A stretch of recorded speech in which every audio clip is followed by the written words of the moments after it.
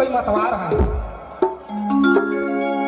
तो हमरे के भैया पिए खाए खे लेकिन थोड़ा सा कम पिए खाए हे भैया ये आयो ये बाबा ना पीबा दारू बनाले मोके गारू अरे पढ़ा ले नहीं लिखा ले मोर जिंदगी बिगड़ा ले बाबा दूसर घरे भागर खटुआ ले ऐसा मतवार माँ बाप रहा कि घर दूरा खेती बाड़ी सब बेच देना अरे भैया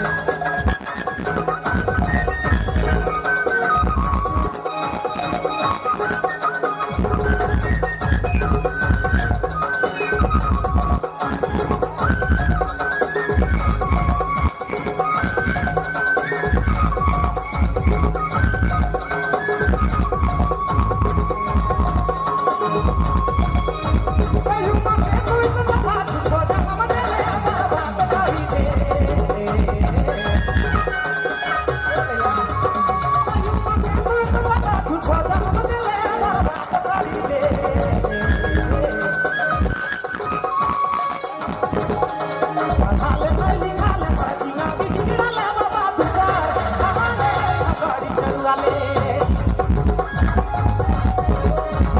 हाले में लिखा ले बचिया बिगड़ा ले बाबा तुषार हमारे खबरी चलवा ले तुषार हमारे खबरी चलवा ले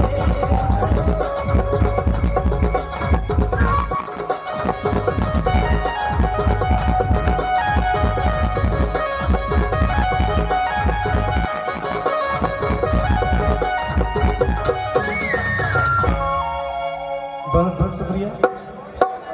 बहुत बहुत धन्यवाद है।